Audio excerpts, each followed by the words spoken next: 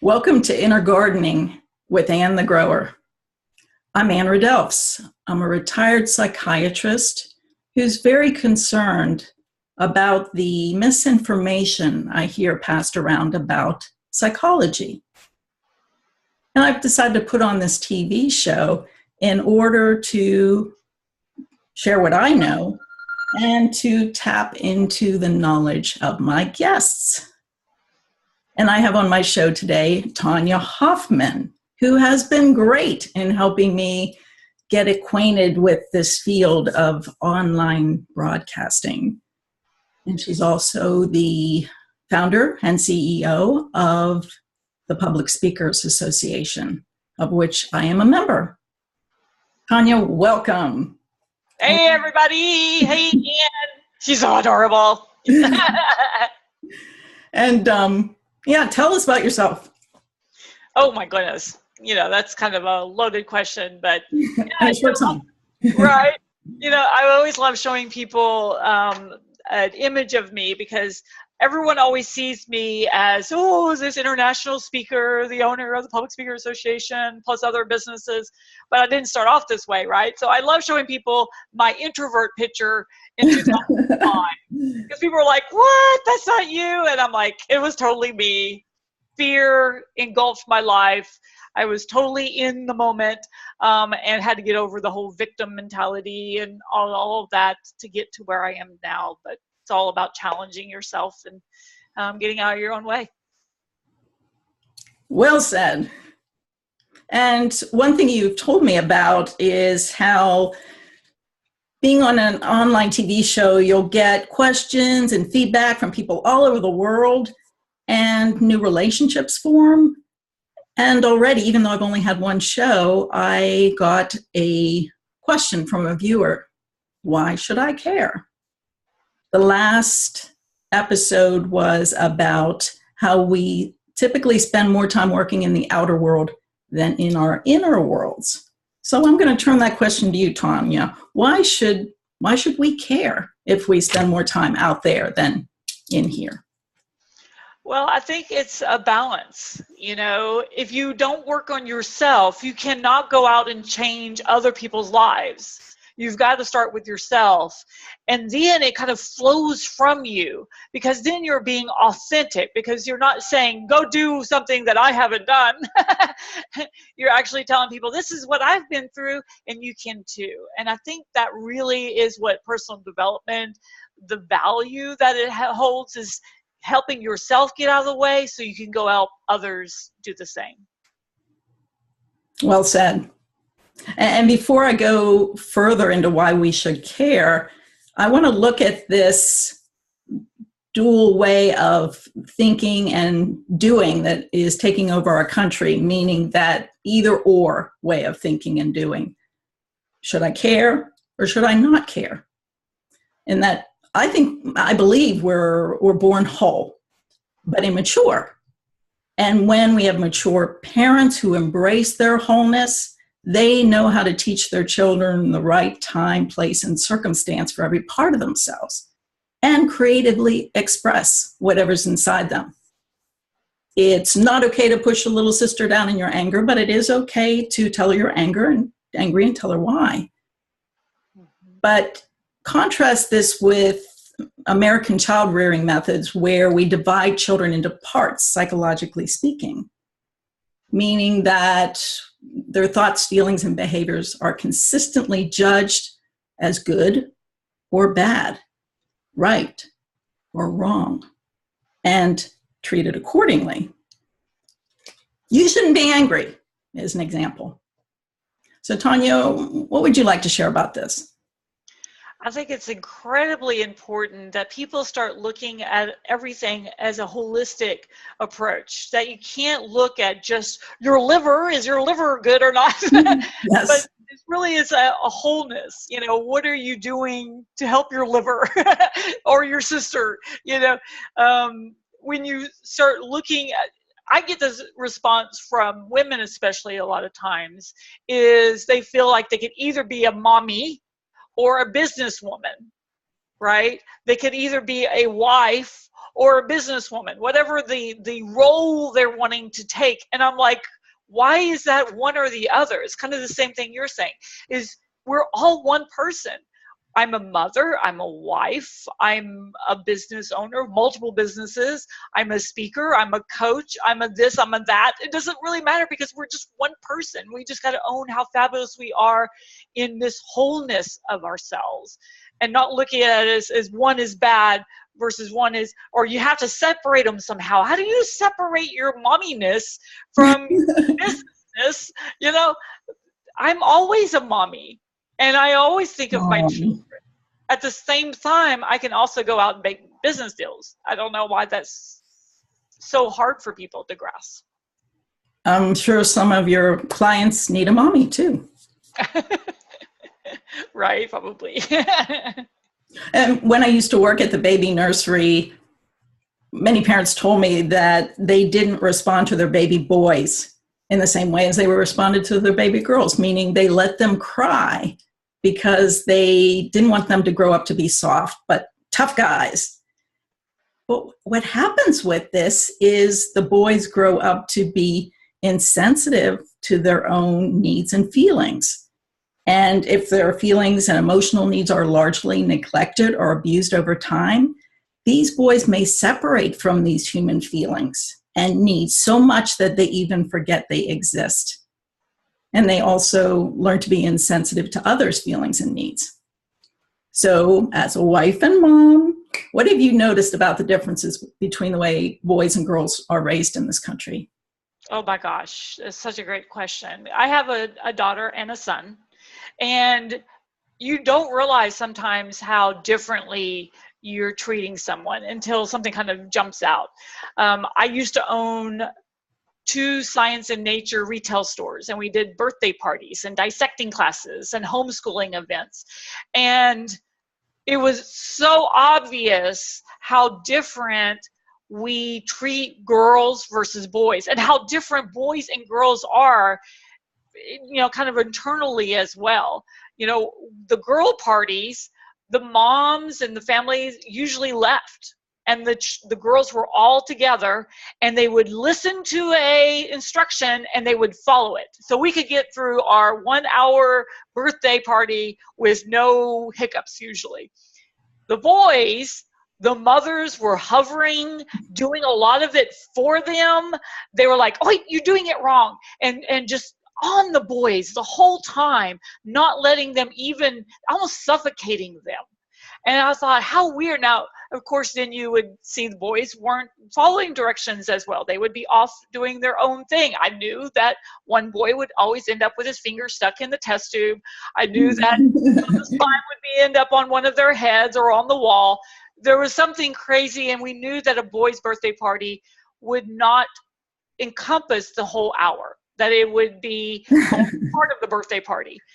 But a lot of times it was the parents. That was always the issue. It was rarely the kids. The kids, you just knew they would be a certain way, and you would let them do their thing. Because to me, no way is the wrong way. You know, whatever approach somebody has, that's their approach. But it was always the parents that shocked the heck out of me. Well, when I used to work in pediatrics, I noticed that a lot of the girls that were just expressing what they know to someone who doesn't know, they were criticized as being bossy, know-it-all, smarty pants, that sort of thing.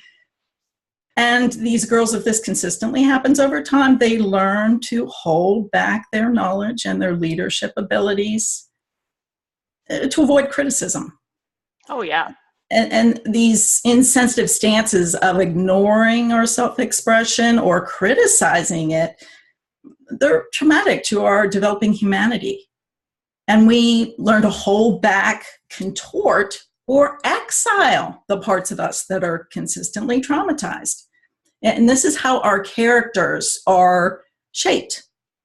Instead of easy access to all parts of ourselves and flowing gracefully between all our human qualities in order to meet human need, we become largely stuck into a particular character which is limited in meeting human needs. We identify this limited character as me and other character traits are not me. For example, we hear people saying, oh, he wasn't himself today.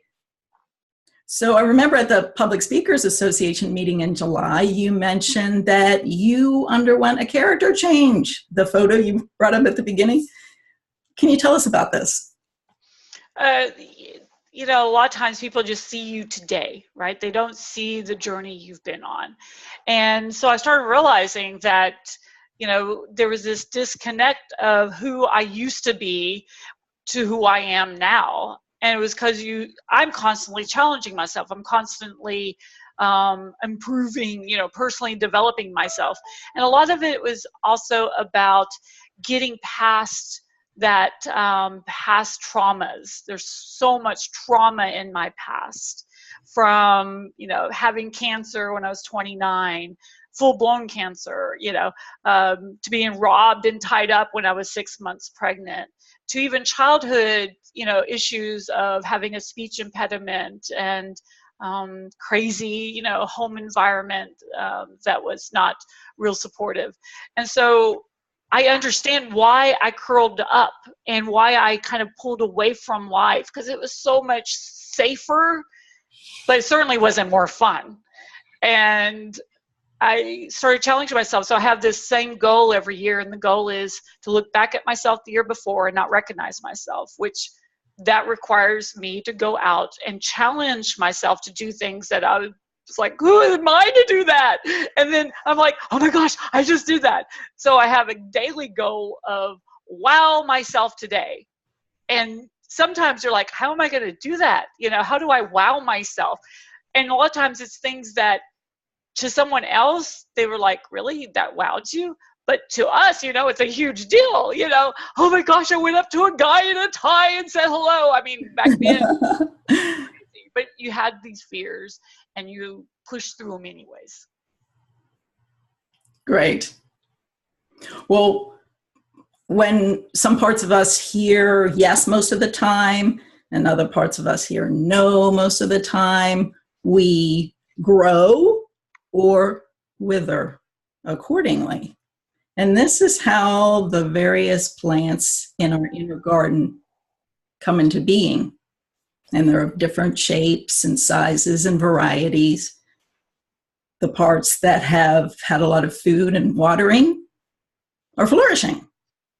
And then there are other parts that receive less care that are smaller. And still others have distorted shapes in their attempts to get their needs met. Maybe if I'm like this instead of like this, I'll get my needs met. I'll be treated better. And there may be some parts of ourselves that are so abused and neglected that they have died, psychologically speaking. And by this, I mean they've lost contact with their human traits. They're no longer feeling their genuine feelings and expressing their inspired thought, original thought. So what do you know about people like this, Tonya? What's your experience? Yeah, I think definitely if you're looking at a garden, you know, scape, a lot of times you got to realize that sometimes people are just weeds, right? And you just got to pick them up and you got to yank them out, and it's okay because they weren't supposed to be part of your garden anyways. And then are you nurturing yourself? Are you feeding yourself? Are you helping, you know, that growth cycle? And it's got to come from connecting with people like you, amazing people like you, and that can help people look into their past and their present and their future to say, how do I tackle this growth? I did not do this alone. Yes, a lot of it I did push myself, but every step of the way, I've hired people to help me with that transition.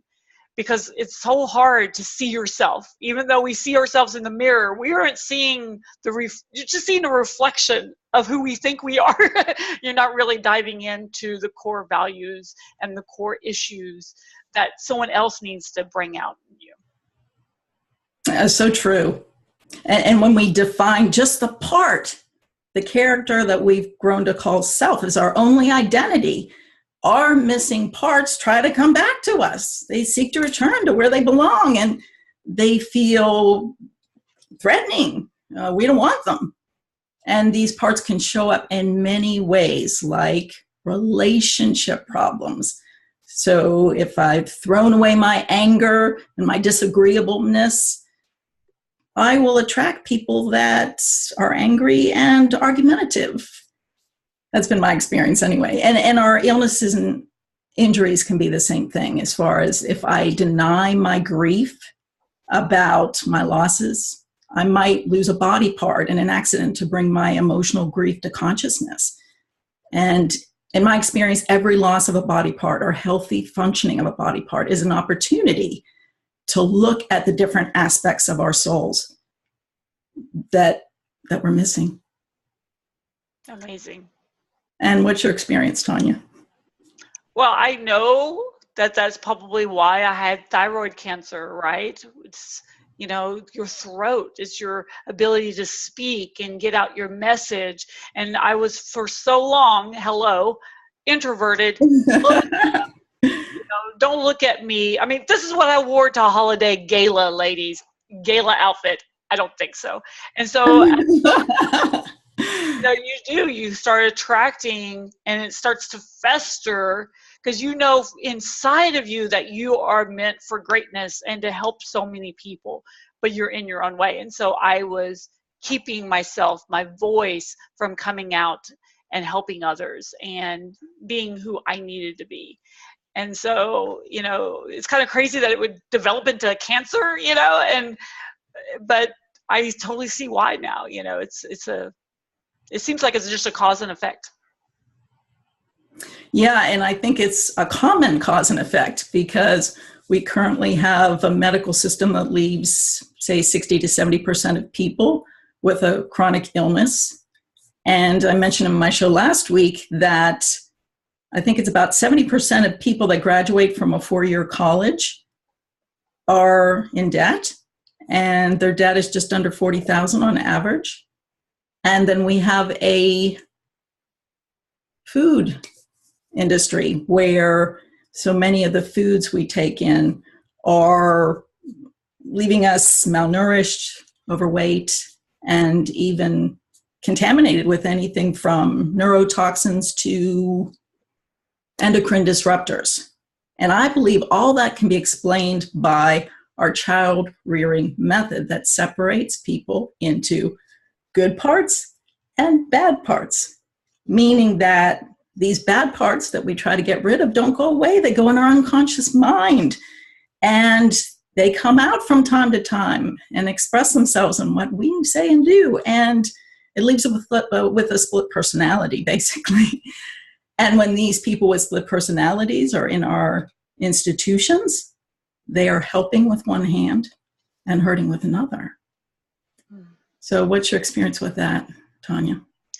I think it explains a lot, because even if I look back at my childhood, be quiet, don't be seen. But I wanted to be a leader, right? But then my dad would be like, you're a girl. You just, he told me after I graduated with honors and everything, just go get married and have children and, why do anything else? I'm like, well, that doesn't sound like a lot of fun. And I felt like there was more for me, but everything in society was telling me, not to be a leader, not to stand out. So you have these conflicts, that then just eat you away, along with everything else that's going on, just even the growth process. A lot of times you got to look at, how are all of these things? Because again, it's not holistic. It's either you're a good girl or you're a bad girl. You're either a straight A student or you're not worth anything, and you have all of these contradictions. As I was telling my son just the other day, because he makes himself feel bad if he doesn't get straight A's. I'm like, it's amazing to me that school systems have decided that you have to be 100% or more nowadays good at everything, right? And where logically does that even exist, that you could be 100% or more good at everything you do. And then you set yourself up for failure because we're human. And I don't think that serves anybody. And the growth process is what's so fun, inviting, exploring, growing. Oh, yeah. And a lot of times people are afraid to try to do anything because if they get it wrong, they got an F. It's not even a, great for trying. It's just either you've massively successful or you're worthless. And I think that we've got to change this mentality because I think it's hurting us in all of the world. Yeah. That more of a growth focus of we're here to grow, and wherever you are on the growth process is fine, just as long as you're seeking that and working on it.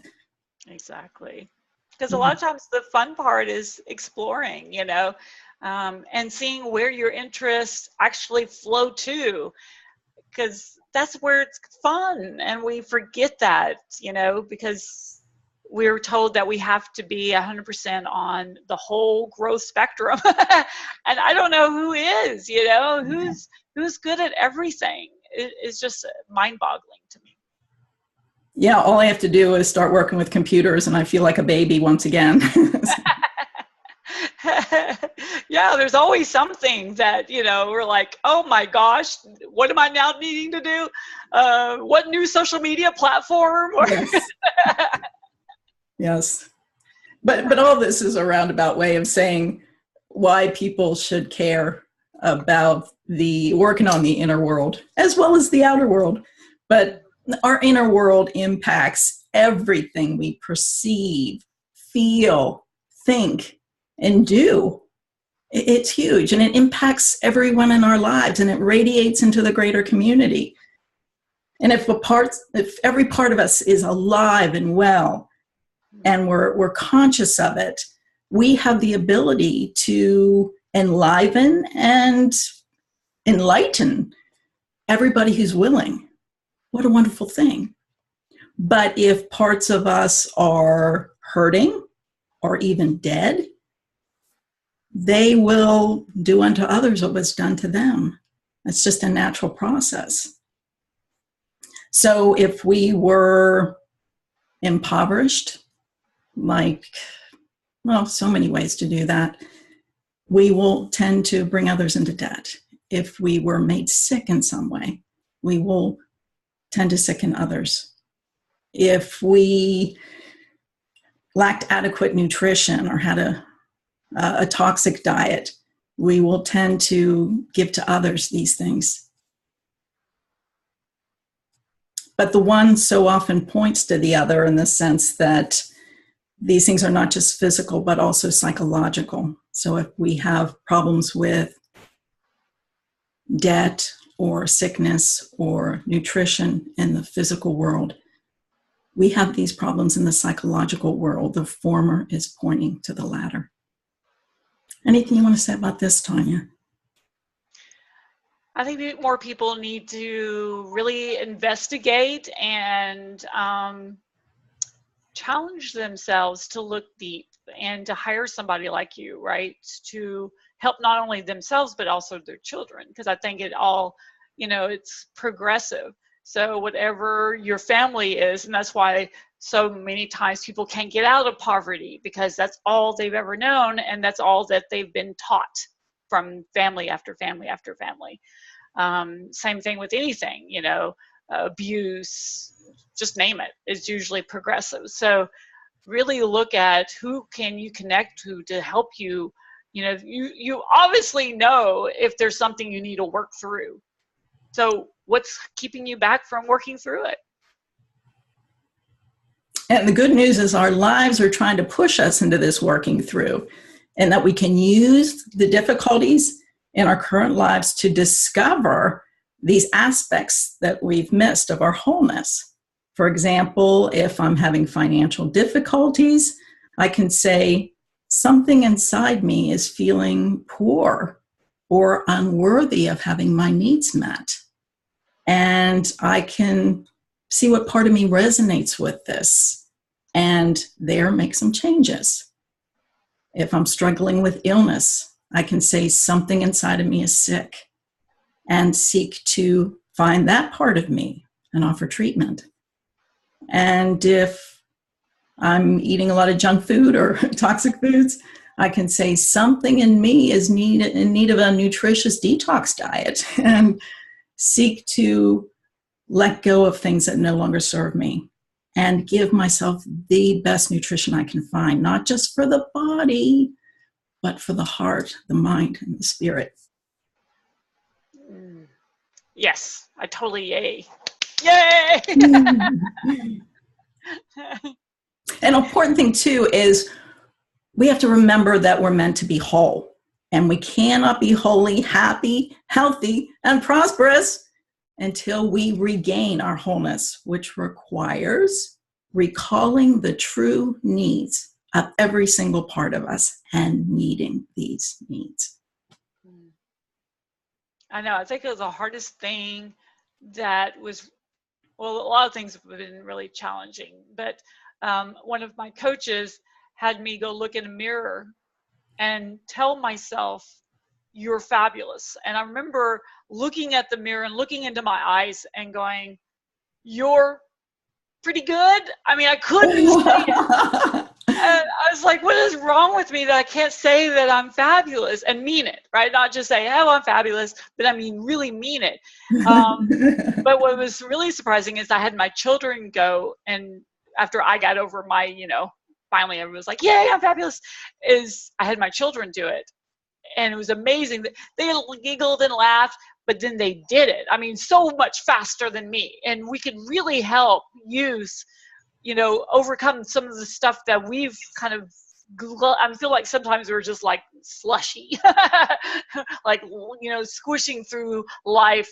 But we could help them move so much faster, by just helping them see what we're seeing and going through to help ourselves.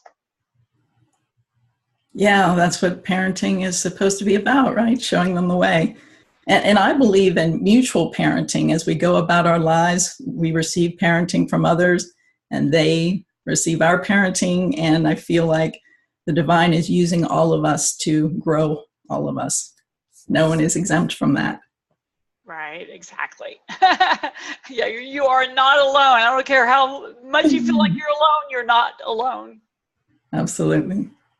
Well, I always like to give a gardening tip, which is today, remembering Tonya's example of sharing her expertise and being an online TV host with someone who lacked that expertise, for which I will always be grateful. And that notice where people in your life are lacking some aspect of their wholeness. For example, are your male family members holding back their needs and expression of their feelings? Are your female family members holding back their knowledge and skills and not putting them into the wider world? What can you do to help these people to regain these lost aspects of themselves? Prayerfully do these things and ask them to do the same for you. So, Tonya, do you have any final tips? Go out and change the world by starting with yourself, and then that'll allow you to go out and really help others and just be your authentic you, because you are worth every piece of your cells. They are yours. Own them. Sounds good. And would you like to tell people how they can contact you?